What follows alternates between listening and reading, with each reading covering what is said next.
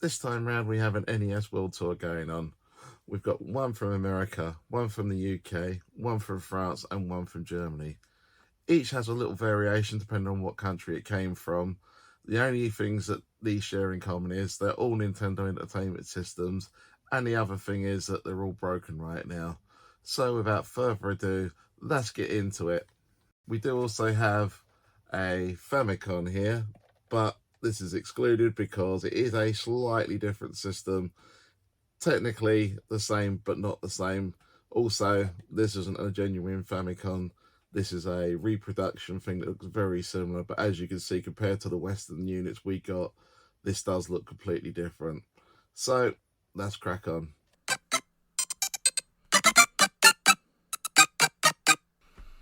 During the 1980s, the video game industry faced a massive crash in the USA due to oversaturation and poor quality games flooding the market. However, the NES, with strict quality control and standout titles, helped resurrect the industry. Nintendo's seal of quality became a mark to trust for gamers.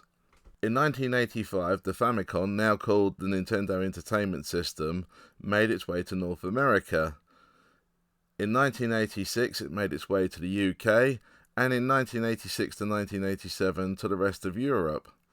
This now iconic grey and black design, the NES quickly captured the hearts of gamers everywhere. As the NES gained popularity, developers began unleashing a flood of unforgettable games.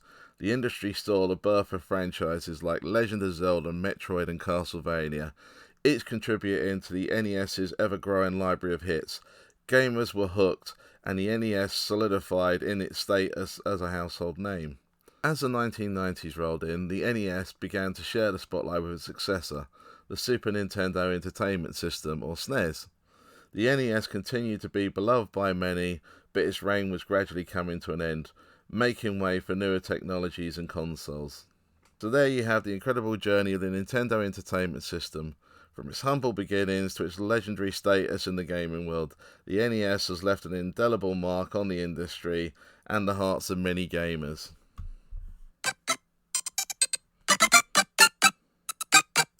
First up, we have an American NES. As you can see, all the labels been rubbed off the drawer.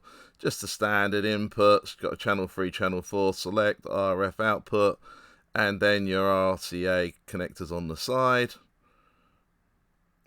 I picked this up in a thrift store several years back in America. A couple of games for it here. And if we just try one of them in here now, we'll just see what we're getting with this one.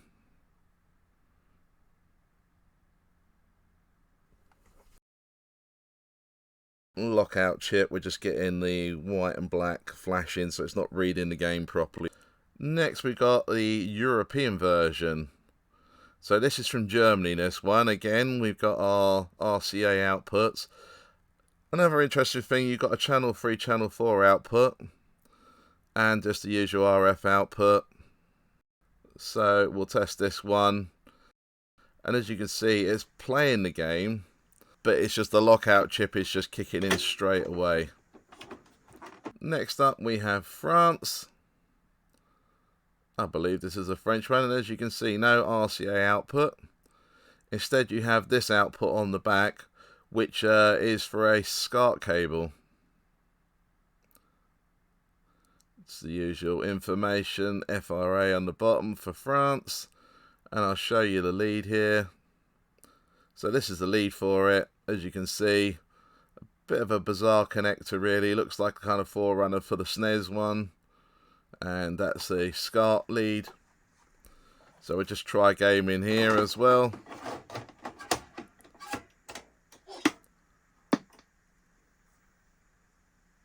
And as you can see, not reading the game properly at all.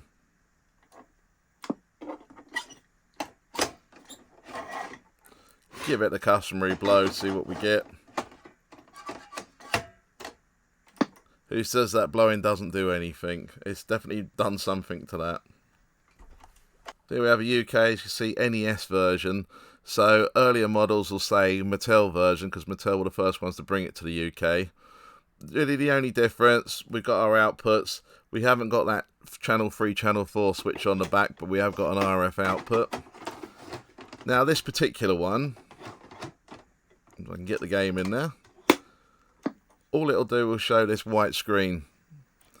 So again, that usually means it's not being able to read the cartridge correctly. We'll try it again. Again, nothing, getting no signs except for a white screen. So I do have a few other NESs that are UK ones. So we'll just go through them quickly. So we got this one here, again another NES version. Very similar to the previous one. Get the game in there, turn it on. So again we got the flashing. However, bless you. Try it again. And now it works. So it probably just needs a little bit of a clean up, really. We know that I know this cartridge is good because I've played it on other NESs, so I know that's fine. It is just the thing itself needs a clean up, and that's what I'm writing on the top of it right now, just so I know it just needs a clean and it should work fine.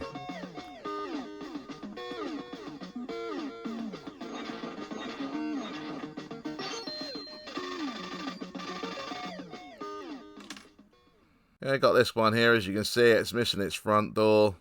Again, very similar to the other ones, another UK one, so we just put our cartridge in. And as you can see, apart from missing the front door, this one's fine. So we're not really going to bother opening this one up because, as you can see, worked first time, no problems. And again, this one was marked up as working, so as you can see again, absolutely fine, no need to open this one up.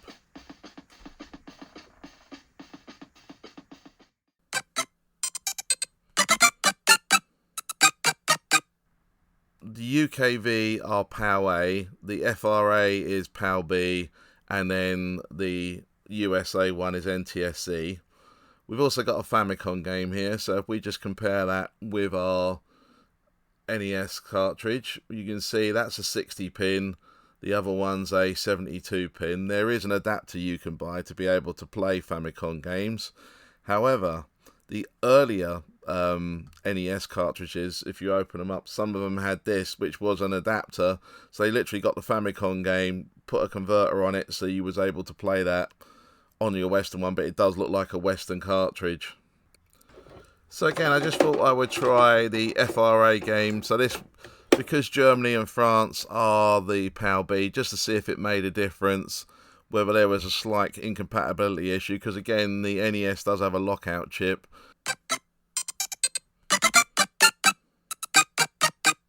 First things first, we'll clean the cartridge. So this Kung Fu I bought off of eBay, and it is a little bit dirty. So again, I'm just using some isopropyl alcohol and a cotton wool bud. Just going over all the contacts, just to make sure that's nice and clean. 9 out of 10 times this might solve your problem, rather than having to open the console up. So we'll just see what we've got with that now. So as you see, we've gone from a blue flashing screen to something. The cartridge doesn't look like it's the problem.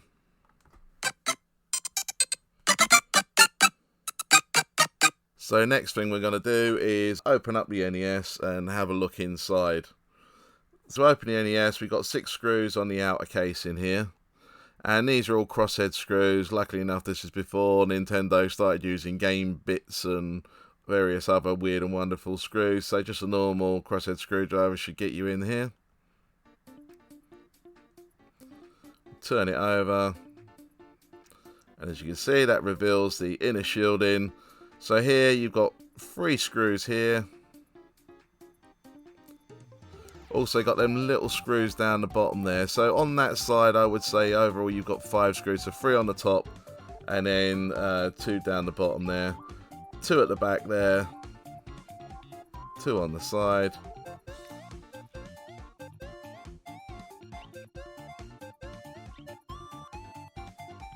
And as you can see, I've missed one of the screws there. So I need to take that one out. Finally, you've got to remove the screws that hold the cartridge slot in.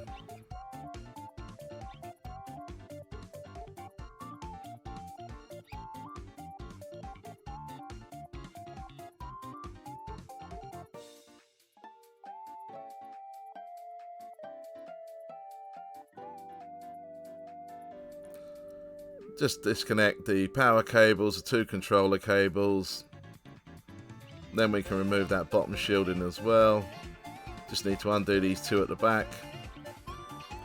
So this is just so we can remove the actual cartridge slot out, which is just a plastic guide really to guide the cartridge in. Remove that bottom shielding, and then we can finally just pull our connector off the back here.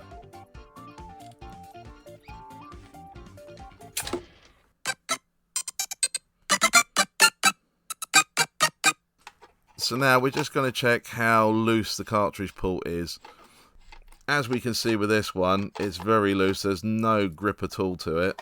So as you can see, if I hold it upside down there, absolutely nothing. Now if I get a good cartridge port, you can see you can shake it about. So again with this American one, same problem. You can see there's absolutely no grip at all, and the cartridge just drops out.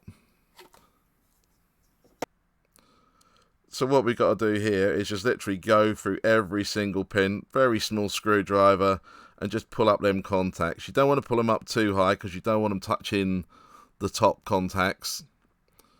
But as I work my way through it, again, just got to very gently do it. So what I'd recommend once you've done this is put a cartridge in there just in case you have gone a bit too high with any of the pins. It won't cause them to short out.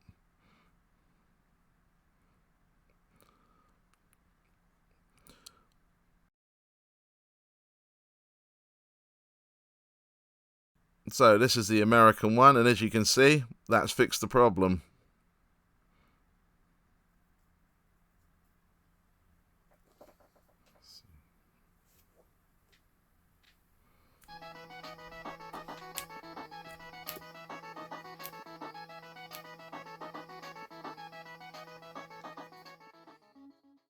So just put it all back together now and just making sure it's still working okay. Yep, so that's it. That's the American one done. The American one now is fully working. We're very happy with that. The rest of them still need a bit more work.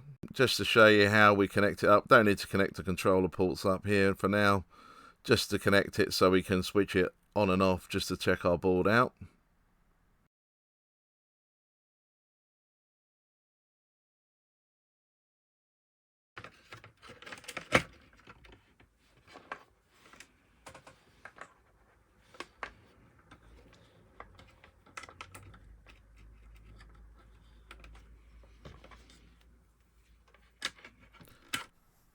So as you can see, this is the UK one, and again we're just getting that white screen. It's not really doing anything.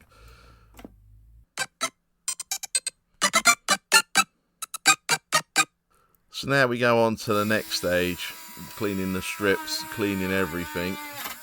Let's see what we get there. So again here I'm using a Dremel equivalent. Basically just using a buffing wheel, just going over them contacts just to give them a little bit of a clean. Could use a bit of metal polish on this if I wanted to. Again, some people use sandpaper. The only trouble with sandpaper is it could be a little bit abrasive if you use it too often to clean them contacts. A very fine sandpaper shouldn't cause too much trouble, but I prefer this method. And again, just go over both sides. So as you can see, this one here is the French one. And once we've done that, again, just using some isopropyl alcohol, and then going to go over it with the cotton wool bud. And you can already see how much dirt's coming off of that.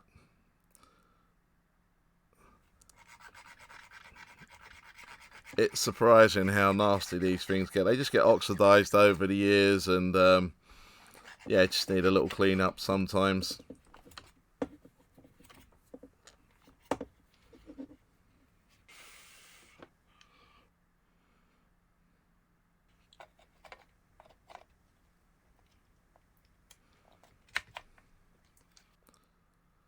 So now we'll give this one a try.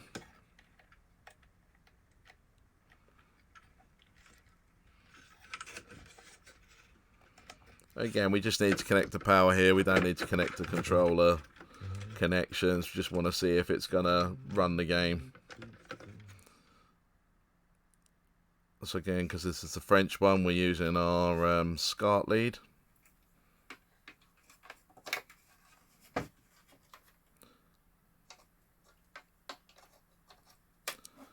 Clear some of that debris off the screen that flew up from when that buffing wheel hit the edge.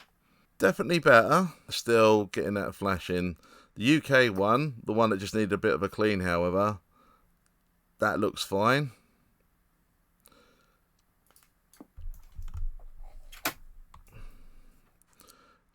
So at this point, I've put the UK one back together again and just given it another test. And this happened. Snake,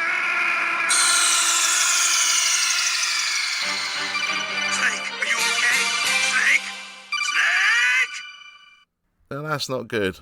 So after a bit of investigating, I checked the power supply itself. That seems to be outputting about 11 volts. Now, I tried this power supply in some of the other consoles, and the light will not turn on. So I'm assuming that power supply is now faulty. So the Nintendo NES takes a 9 volt AC power supply. The good thing is, because it rectifies the power inside, you can also use a DC power supply, as long as you don't exceed that voltage. So I'm just going to remove that from this UK one and have a look and see what's been damaged. So again, just using the solder sucker to get rid of most of the solder here. And again, you got these little tabs here. They all need to be, there's 4 of them in total. They just need all their solder removing as well. So the rectifier that's gone in that NES is a 4B1 bridge rectifier. So that basically takes an AC waveform and converts it over to DC, which you don't seem to be able to get hold of anymore. There is an equivalent, which is a RC2 or an RC203, and that should be a modern equivalent replacement for that particular rectifier. So I'm just going to try a DC power supply here. I'm just going to check it first because it's one of these multi-voltage ones. Make sure I've got it set right, and that's 9.1 volts DC, so that should be fine. So right now, this looks like this particular one from the UK is out of the picture. We'll have to repair that at some point in the future. Just need to wait for some bridge rectifiers to show up.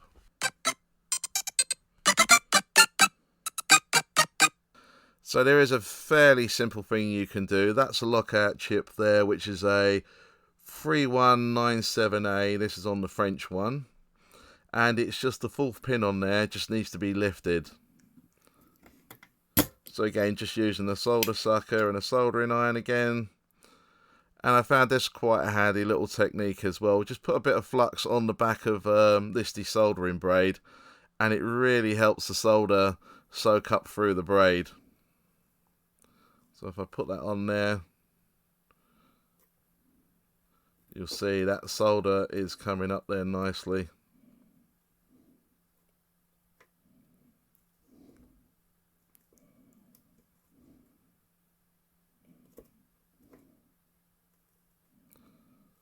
You can see that solder going up there very nicely now.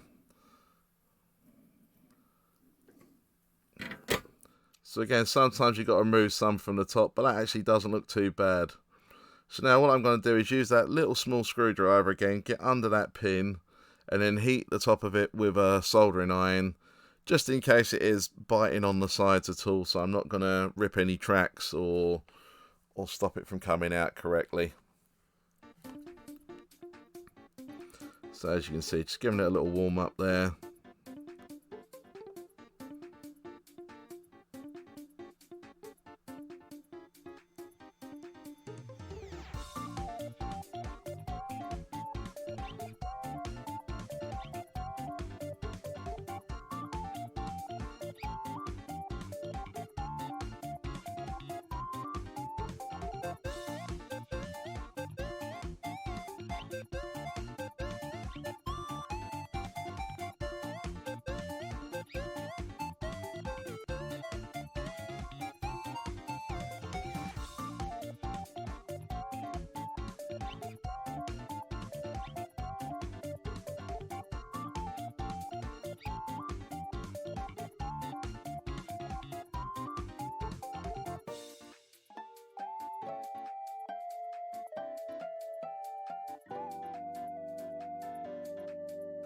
And there we can see the pins lifted up. So that looks fine. And then we just done the same on the German one as well. Same pin no matter what region it is.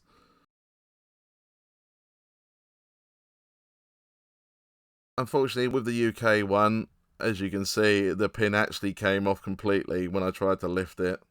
But it's definitely not going to cause any problems now. So we'll just try this game. So if you notice there, with Kung Fu, I put it in and I didn't push it down. And again, that's just where I've raised them pins now. There's no need. If you've got an NES, try just pushing it in like that. Don't push it down. If you push it down, it's causing mechanical wear and tear on them pins at the back. If you do it like this, it should last a lot longer. And then when it no longer works like that, then push it down for a bit. And then, worst comes to worst, open it up. Try straightening them pins out again. You can get replacement cartridge ports for them, but they're not so good quality as the original Nintendo one. So if you can get a genuine Nintendo one, great.